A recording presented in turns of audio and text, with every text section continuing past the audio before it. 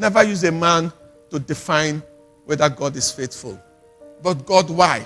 Never use a man. The fact that it happened to Paul doesn't necessarily mean that what? It will happen to you. Never use a man. There's some sufferings that you need. Now, there's physical sufferings, there's emotional suffering. You see, when we gave our lives to Christ in the 80s, we were told, give your life to Christ and all your problems will what? That was what they told us now. So a lot of us came with the mindset that in Christianity there are no what? There are no challenges.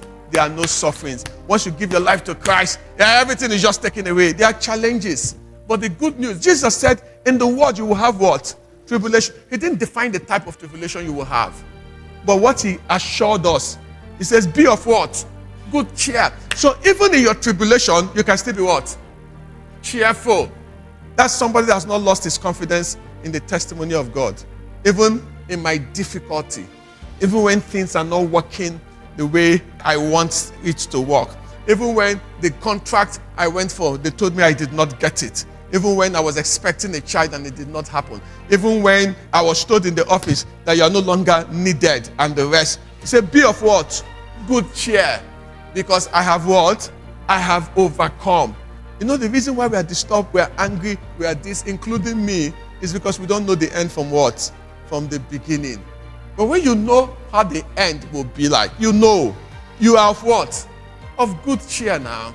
You know of good cheer. He said, be of good cheer, because that tribulation, I have overcome it for you. But you see, the problem with us is that because of one tribulation, we say to ourselves, God is not faithful. I won't come to church again. And you think you are doing God a favor. You're actually destroying your destiny. You're writing yourself out from the second part of, I have overcome the world for you. So that's why Paul said to Timothy, do not be ashamed. There are times your confession will not work the way you expect. There are times your prayers will not work. Remember the word I said? I didn't say will not work. I said will not work what? The way you expect. There are two different things. So. Because if you pray anything that is in line with God's will, it works. But sometimes it doesn't work what?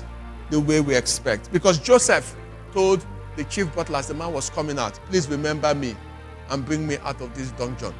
Did the man remember him? No. But did that prayer work? Yes. But not the way what Joseph expected. There are times your prayers will not work the way you expect. Do not be ashamed.